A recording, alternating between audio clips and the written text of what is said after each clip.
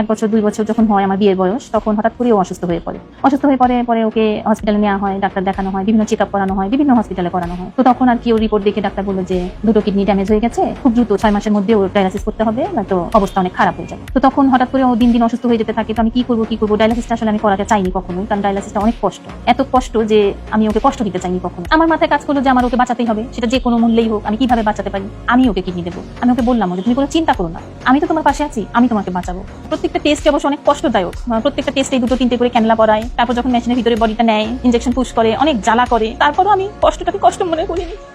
আমি ভেবেছি আমার এই কষ্টের বিনিময়ে যেন আমার হাজবেন্ড নতুন জীবনটা ফিরে পায়, আমার ছেলেটা যাতে বাবা বলে ডাকতে পারে, আমার ছেলেটা যাতে বাবার নামের আগে মৃত শব্দটা লিখতে না হয়।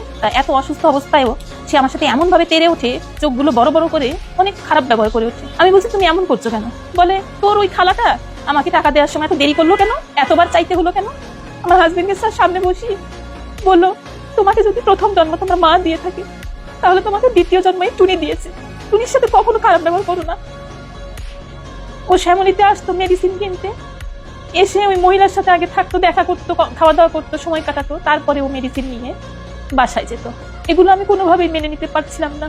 আমি আসলে এত বড় একটা স্বীকার করেছিলাম, ওর কাছ থেকে একটু ভালোবাসা পাবো আর একটু ভালো ব্যবহার পাবো, এই আশায়। এই যে আজকে আমি ওকে কিডনিটা ডোনেট করার পর আমি নিজে অসুস্থ থাকি, আমি কতদিন বাঁচবো কি আমি জানি না। আমাকে দেখে যেন 10টা মেয়ে শেখে যে না, এই দুনিয়াতে নিজেকে সবার আগে ভালোবাসতে হয়, তারপরে অন্য কাউকে।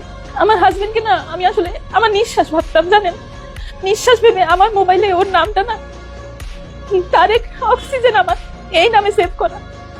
তার বিনিময়ে আমি যেটা পেয়েছি, আমি এটার বিচার চাই। প্লিজ আপনারা আমাকে একটু হেল্প করেন।